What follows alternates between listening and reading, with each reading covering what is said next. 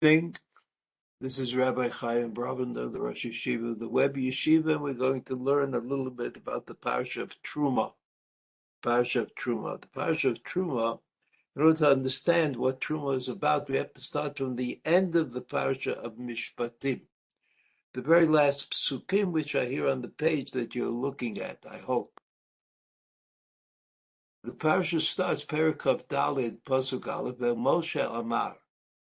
So now you have to remember these words, Perikov Zion, Kov Dalid, and Pasuk Aleph, Moshe Amar. When did HaKadosh Baruch Hu say this to Moshe Rabbeinu? Well, Yitro is the parsha of Aseret HaDibrot, and Mishpatim is the parsha of Mishpatim.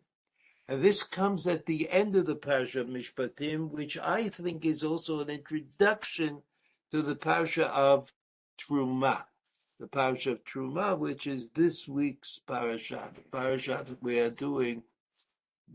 doing now. So what did Hashem say to Moshe Rabbeinu? I mean, it's a little crowded. This all happened on the day of Har Sinai, the day that Moshe Rabbeinu received the Aseret HaDibrot, which he passed on to Bnei Israel, either when Bnei Israel heard something when they were standing at the foot of the mountain. Moshe Rabbeinu came down, told them the Aseret HaDibrot and Parashat Mishpatim, and then HaKadosh Baruch Hu invites Moshe Rabbeinu, Alei El Hashem, Ata be'aron nadav v'avihu v'shivim b'nei Israel, Vishtachavite mirachok, go up on the mountain again, Vishtachavite mirachok. So there's the idea that somehow the Torah, receiving the Torah, has to do with limits. Vishtachavite, it says mirachok. Rashi says, Ve'el Moshe Amar Alei, Parsha zo ne'emeret kodem aseret hadibrot. Oh, Rashi obviously had a problem. He didn't know exactly what HaKadosh Baruch Hu was going to call Moshe Rabbeinu to tell him. So Rashi says, well, it's like a mistake, or we're in a state of confusion. Parsha zo ne'emra kodem aseret hadibrot. Before Yitro, before the Parsha of Yitro, is the Parsha here that we're talking about, Alei El Hashem. It was on the fourth day of Sivan, right? That Aseret HaDibrot on the sixth day of Sivan. At least that's the way we usually talk about it. So what is it that Rashi is bothered by? Well, because it doesn't say what the Torah that Moshe Rabbeinu received after this day that fits in somehow. Truma and Tetzaveh were parshiot that were given to Moshe Rabbeinu, but then somehow repealed or rendered unnecessary, unacceptable, and they were exchanged for Vayakel Pekudei at the end of the book of Shemot. So that's what. So Rashi says, well, maybe this is the Torah, the Truma, Tetzaveh were also given with the Aseret HaDibrot, I guess. But we know that this idea of consistency, or whether the Torah is chronological, is the subject of a machloket between the great commentaries. Rashi feels that it's not a problem. The Torah can present itself as it wishes. It wishes to be chronological. It usually is. Abraham comes before Yitzchak, and Yitzchak before Yaakov, and Yaakov before Moshe. Right? There's a certain kind of general feeling of chronology. It's not just mixed up. But now and then, there's a problem. So for Rashi, now and then, a problem, that's not such a big problem.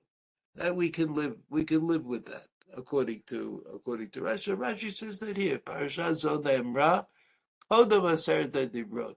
So why is it written here? That didn't bother Rashi. The Ramban, as we will see, doesn't like that. He doesn't like the fact or the idea that the Torah was not aware of the chronology, or the Torah purposely set out to mix us up. and confuse us about what's written. Everything has a purpose. So even though here Rashi says, Parsha Zon Emra Kodem Aseret HaDibrot, we expect that the Ramban will have a different vision of it. Then it's the Nigash Moshe Levado El Hashem, Vehem Lo Yigashu, Va'am Lo Ya'alu Imo. So apparently, the Aseret HaDibrot are finished. And now, HaKadosh Baruch Hu is inviting Moshe Rabbeinu to receive the entirety of the Torah in some way and fashion. Va'am lo ya'alu imo. The people are not going to be participants in this event. And the participants, in fact, as we will see, begged Moshe Rabbeinu to release them from that obligation. It's like, we know that one of the Mishalim, one of the things that we say the Torah or Talmud Torah is analogous to is light. Light, that God created light, and the light was too strong, right? That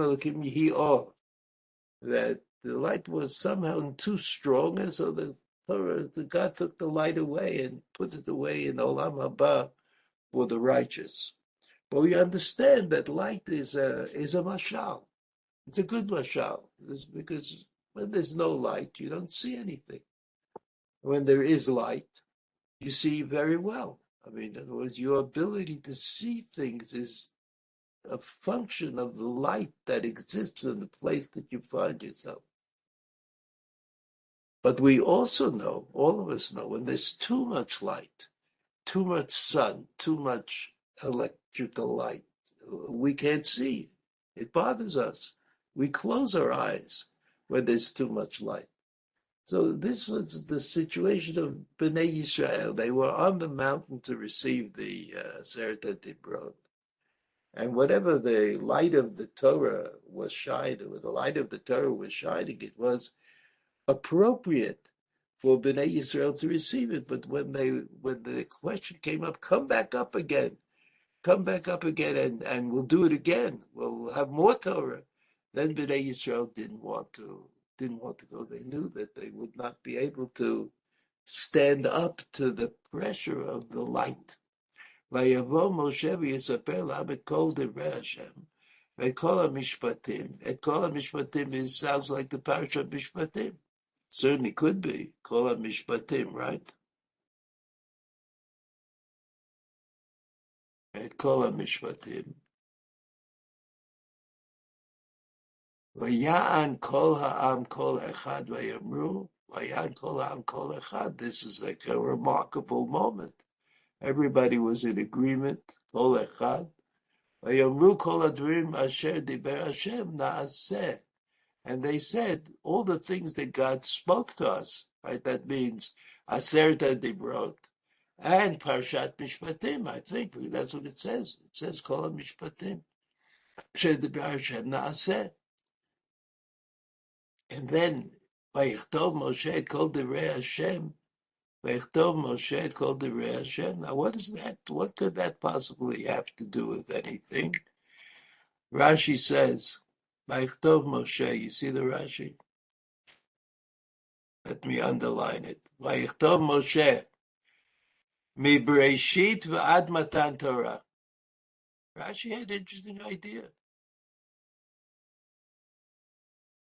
And he said that Matan Torah did not include the book of Bereshit,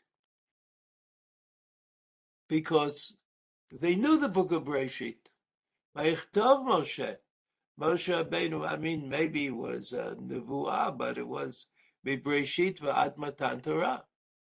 V'katav, Rashi says, another thing that Moshe Rabbeinu wrote, Mitzvot shenitztavu b'mara.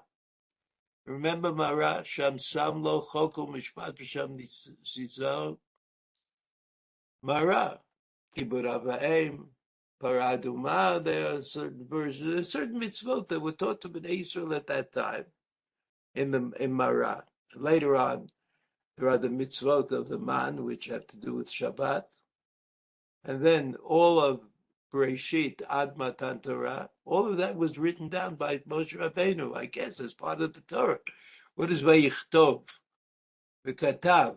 Mitzvot shenitztavu b'mara. Maybe when he wrote them down because they're part of the written Torah.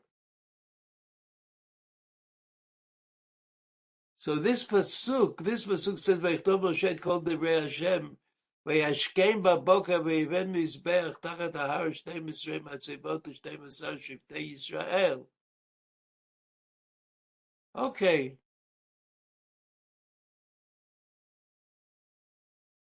let's just remind ourselves of pasuk Zayin. Pasuk Zayin. That's 1 second. It's always difficult to get through. Pasuk Zayin. Vaychach Sefer HaBrit. Sefer means something that Moshe Rabbeinu wrote down. The Brit is the agreement, the covenant of Har Sinai. Vayikach Sefer HaBrit vayikra b'aznei ha'am vayomer kol asher vayomru. And the people said, Kol asher divei Hashem na'aseh v'nishma. Everybody knows. The first time they said na'aseh, and the second time they said na'aseh v'nishma. Na'aseh v'nishma. Rashi says, what is Sefer HaBrit? You see Pasuk Zayin, Sefer HaBrit. Mi'Bereshit ad Matan Torah.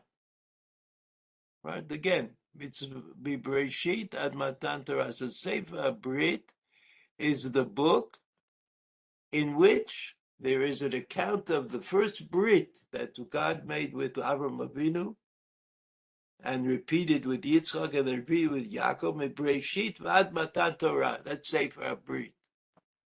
It's not Sefer HaHitgalut on Har Sinai, but it's the Sefer HaBrit. ומצוות שנצטוו במרה.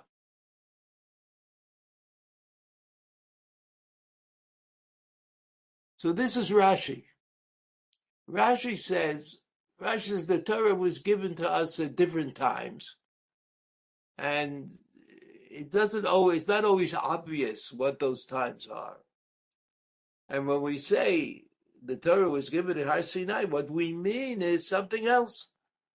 What we mean is that at Har Sinai there was an event that took place that Am Yisrael were part of, which enabled them to understand that HaKadosh Baruch Hu might give the Torah, or to give a little bit of Torah, so you could give a little bit more. But this experience, which was remarkable in itself, became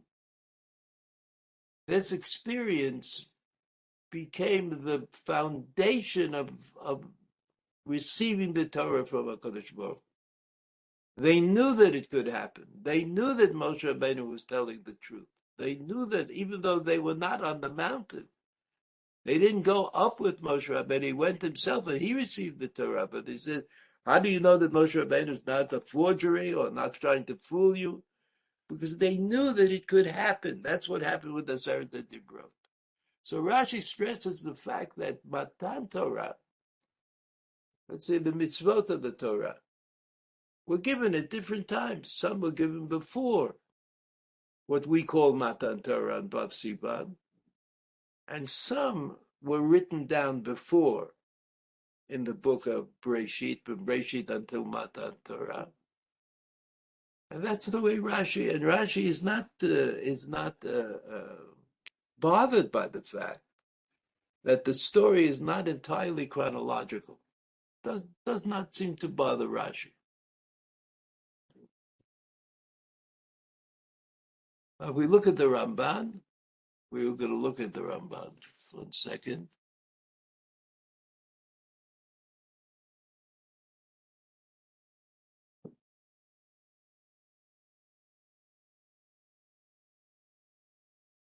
The Pasuk says, Hashem Moshe Lemor. Okay, the beginning of the Parsha of Truma. Daber B'nai Yisrael v'yichu li Truma. Yichu li Truma, which sounds like Truma, sounds like something real. Yichu li Truma, as though God needs it.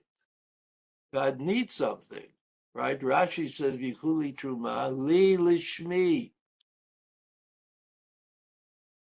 Li lishmi means that Rashi corrects. He says, not because God wants something. It should be designated designated for the Mishkan, designated for the Mishkan. The continuation of the pasuk, "Kol isha sheyidbenu libo tikhu et trumati." Then pasuk Gimel says, "Zot hatruma asher tikhu meitam zahab kesef unechoshet." So they're things, but these things are dedicated to God. They're dedicated. They're not given to God as though God needs something or needs these zahab kesef unechoshet.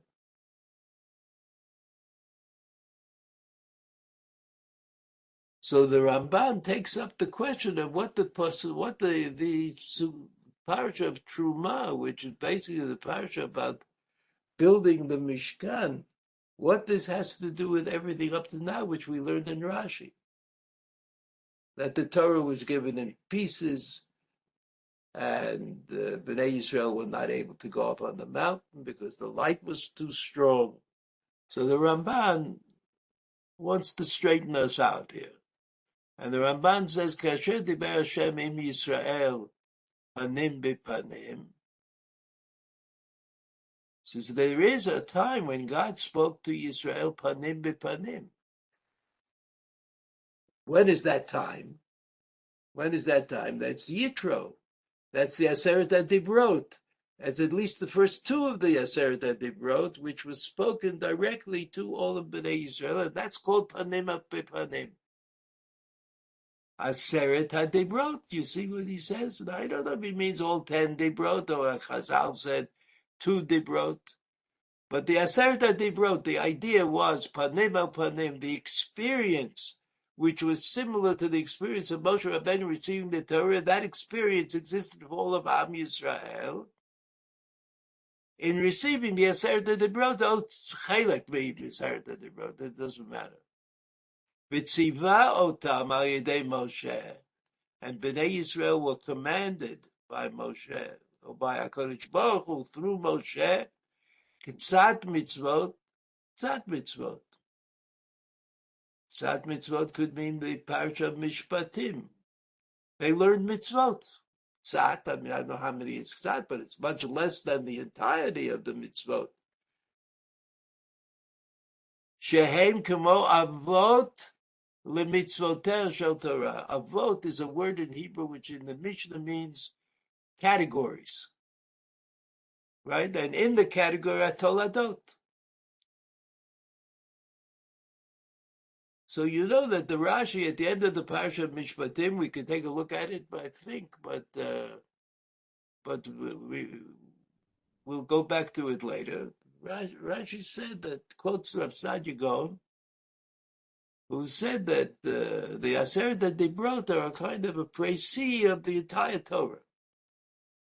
That if you take all the mitzvot of the Torah, you could put them into the Aseret that they brought, and we learned last week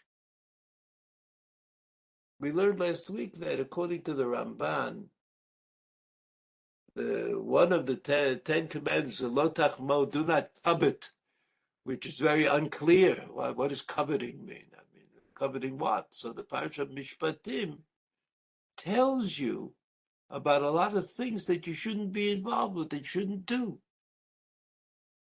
So that's a kind of an explanation of lo tachmod. The way the Ramban says it is tziva utam al yedei Moshe k'tzat mitzvot, that Moshe Rabbeinu taught Bnei Yisrael some mitzvot, shehem k'mo avot lemitzvotea shel Torah. They are like categories, which is similar to what Rav Sadia Gaon said. Kasher inhigu raboteinu im hagerim. Inhigu raboteinu im hagerim. We know that the gerim, somebody who comes to be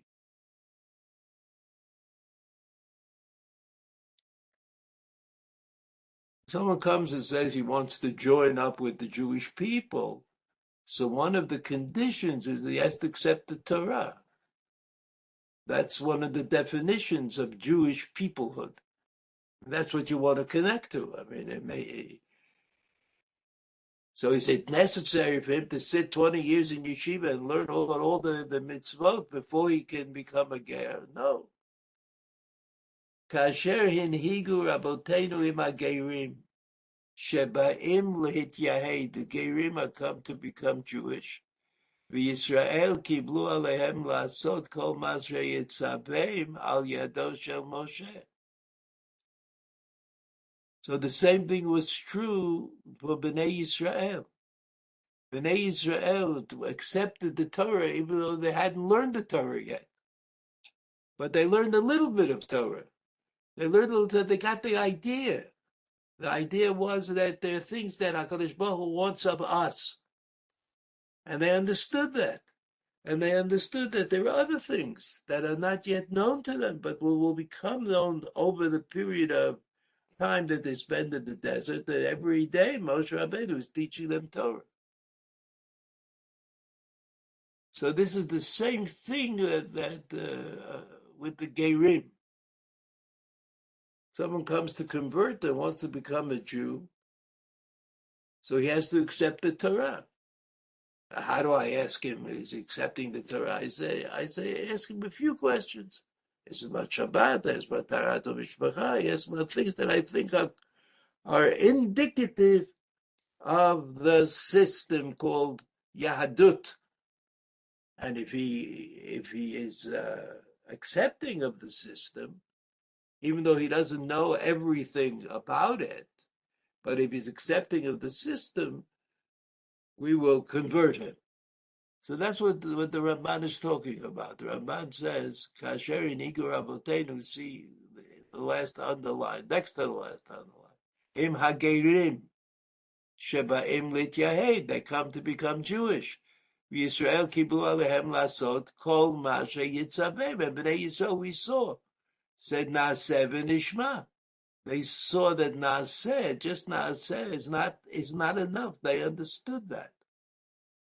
So the process of Matan Torah was a process which enabled Bnei Yisrael to accept the entirety of the Torah. They didn't know what it was. Well, Yado Shel Moshe, that they knew that Moshe Rabbeinu was the messenger for the truth of Torah. Whatever Moshe Rabbeinu said was true. V'karati ma'im brit al kol zeh. And there was a covenant, an arrangement, an agreement. Brit al kol zeh.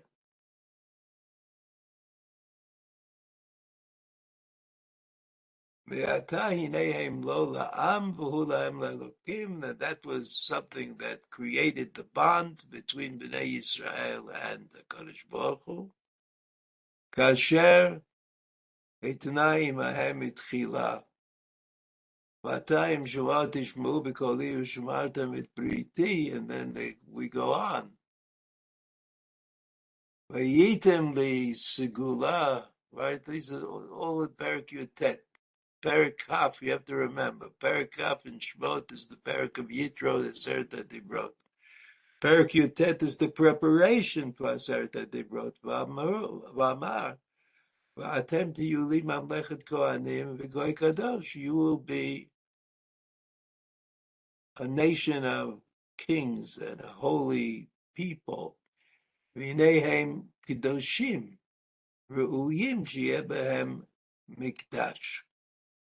V'nehem kedoshim. That's after they received the Aseret Dibrot and Mishpatim. V'nehem kedoshim. Kedoshim means they know that the difference between Kodesh and Chol. They have the ability of distinguishing. They have the ability for being part of the Kedoshim group against the Chol group. Ru'uyim sheyeh b'hamikdash. So the Ramban says, now that I've explained to you everything up to the Parsha of Truma, I'm telling you what the Parsha of Truma is. Ru'uyim sheyeh b'hem mikdash. Now what does that mean?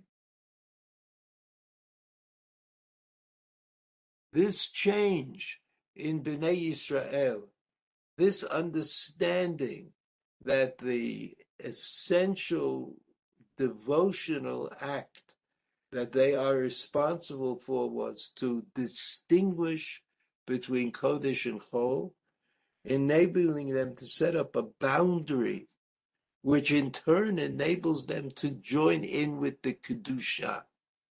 But having become that kind of people, because of what we saw in Beshalach and Yitro and Mishpatim, right? In the Parsha Beshalach, we have the story of Marah. Marah is the mitzvot that they learn, Kibbut Abba'im and Parah Duma and whatever, Marah. And then in Yitro, the Aserta Dibrot, and then in Mishpatim, the same night of Matan Torah, they learned all the Mishpatim. They learned all the Mishpatim, so they were able to assume the obligation of Kedusha. Once they're able to assume the obligation of Kedusha, they've got it, and they have to do something with it. So that necessitated building the Mishkan, which he hadn't explained yet, but he said, Ru'yim sheyeba mikdash. Because in order to be a mikdash, this distinction between Kodesh and Chol is very, very sharp. Kohanim, the people who bring the Korbanot, the Leviyim, B'Shiram, B'Zimram, says all of this is very, very clear and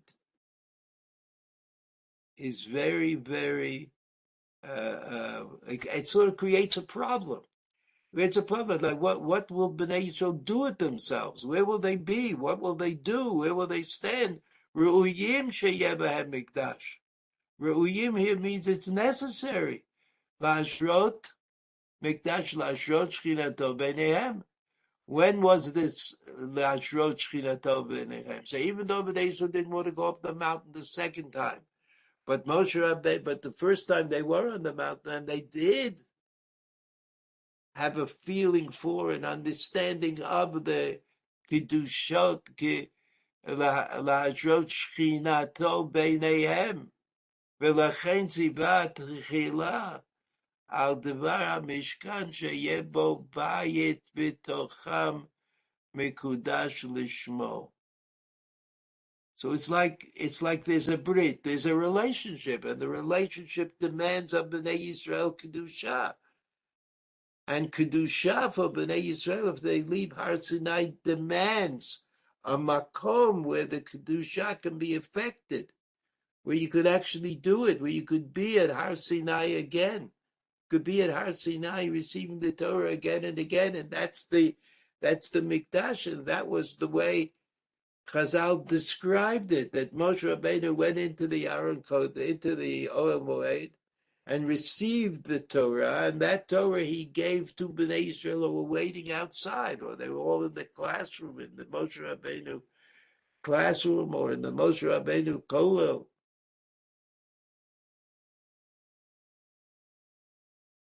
So that according to the Ramban, and according to others who follow the Ramban, according to the Ramban, the building the Mikdash was a necessary result of everything that happened before. And you see that according to the Ramban, he doesn't say mukdam ומאוחר בתורה, he doesn't move things around. He says that's the way it really was. Beshalach, Yisro, Mishpatim. Beshalach has the mitzvot of Marah, Yitro is the Aseret HaDibrot, and Mishpatim is the Torah that Bnei Yisrael was taught in order that they understand what Kedusha means. And once they had that problem, once they understood what Kedusha was, they suddenly realized that they needed a place. They needed a place where they could express the Kedusha, where they could go to and be at Har Sinai again. And so HaKadosh Baruch Hu said to Bnei Yisrael, Truma, build the Mishkan. B'sham diber im Moshe v'yitzaveh et Bnei Yisrael. Now listen. V'nei ikar ha'chafetz b'mishkan. I try to understand what it means to want the Mishkan, to want this tabernacle. Who? Makom Menuchat Hashchina Shehu Ha'aron. Okay, I may not understand what exactly the Ramban is referring to, but I do understand that the Beit HaMikdash, the Mishkan in the desert was something special. What the Ramban is emphasizing to me is that the Bnei Yisrael couldn't live without a Mishkan. It wasn't like that they needed it in order that they would have a modern day temple while they're wandering around in the desert. But they needed the Makom, which in their minds was the place that HaKadosh Baruch Hu resided, the Aron, the place of the Torah. It's hidden. Only Moshe Rabbeinu goes in. The Moshe Amar, v'no adati l'chasham, and I will meet with you there. Adati l'chasham, v'dibarti itcha me'al ha'kaporet, and I will speak to you from above the kaporet. Kaporet is a fancy way of covering the Aron. Al kein hikdim ha'aron v'hakaporet bekan ki hu mukdam b'ma'ala. And so the Ramban says the reason that the Torah started off explaining about the Aron and the Kaporet is because we're talking about the essential, and imagine there's an essential Mishkan. There's the Mishkan that even Bnei Yisrael who are at Har Sinai can't enter, can't go into, only Moshe Rabbeinu, only the Kohen Gadol. That's a constant reminder of what Kedusha is. Kedusha is the recognition of a distinction. There are places that I go to, and there are places that I can't go to. V'samach Aaron v'hashulchan v'hamnorah shem kelim kamoah. There's a difference in the building of the Mishkan between the Aron and on the one hand and the menorah, for example, on the other hand. V'yaru l'inyan ha'mishkan shebaburam na'asa. They are for the Mishkan, but they're not the essence of the Mishkan. Aval Moshe Hekdim Parshat Vayakel, and you all remember that in Parshat Vayakel, right? Did you know the end, the Parshiot at the end of the book of Shemot? Truma Tetzava Kitisa Vayakel Pekudei. Like the Kitisa is the story of the golden calf. So there's Truma Tetzava on the one side of the story, and Vayakel Pekudei on the other side of the story. Parshat Vayakel at the Mishkan, at the Halov at Mechseu. So we know that in Vayakel, first described the Chatzer, that you build the house and then you put in the furniture. But here in Truma is the continuation of Matan Torah. It may be that Bnei Yisrael were not able to live up to the standard that Moshe Rabbeinu demands of them. And that's why they built the Egel HaZahav. But I don't know the exact reason. We'll maybe talk about that. What the Ramban says is that the experience of Har Sinai was changed the people. There was no going back, so to speak. You couldn't go back to what was before once you've had that experience. And even though they were afraid of the light of Matan Torah, they didn't want to go up with Moshe Rabbeinu at Har Sinai. In spite of that fact, they understood that they had experienced something novel and something that would determine the future of their communal existence. And from the other point of view, having experienced what they experienced, they couldn't just put it away. You couldn't say, I was at Matan Torah and now I'm going to go and do something else. There had to be a way of encouraging by experience to take hold of me again. And that was the Mishkan. The Mishkan was built right after Matan Torah. Truma Tetzaveh. There wasn't the building because of the Chet HaEgel, but that was the plan. The plan was to build the Mishkan, and so that Bnei Yisrael, who are now imbued with the notion of Kedusha, would be able to somehow use that notion, be able to come close to Hashem on other occasions, whenever the Beit HaMikdash or the Mishkan would be operative.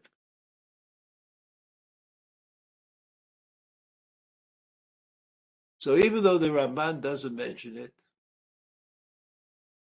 there's no doubt that the Ramban thought that the order of things on the topic of Matan Torah was in fact as it should be. There were mitzvot that we learned before Matan Torah, and so we were able to answer the question that Moshe Rabbeinu asked, Naaseh. And then there were mitzvot that we learned within the experience of Matan Torah. To that question, we answered Naaseh v'nishma. So the mitzvot that we learned about before Matan Torah were found in the Parsha of Beshalach. I also add Perek Yud Bet is the mitzvah of Kiddush HaChodesh, and Yitro. Yitro is Aseret HaDibrot, maybe not all the Dibrot, maybe only two of the Dibrot, maybe one of the Dibrot, but the experience of Har Sinai was the experience of receiving something from HaKadosh Baruch Hu, which was remarkable. And that experience of Aseret HaDibrot was followed by the information in Parshat Mishpatim, which, as the Ramban explained, was kind of an elucidation of the Aseret HaDibrot. Aseret HaDibrot could be seen as categories. I told you that that's what Rashi said at the end of Mishpatim, quoting Rav Sadia Gaon. So that was Aseret HaDibrot, Parshat Mishpatim. Rashi says that somehow in the midst of all of this, Moshe Rabbeinu wrote the book of Bereshit, which was also given to Bnei Yisrael. And that experience, which took place on one day, according to the Ramban, it all took place on one day, and it demanded a way for Bnei Yisrael to express the Kedusha that they had been involved with. And that demand is answered by the Mishkan. The Mishkan is a place for Kedusha. It's a place where the Kedusha infects me, and it's a place where I can use the Kedusha that I have in me to live my life. Rashi is not so careful about the order of things, but the Ramban insists that the order is there for us to take advantage of and understand. Okay. Have a good Shabbos. All the best. Bye-bye. Rabbi.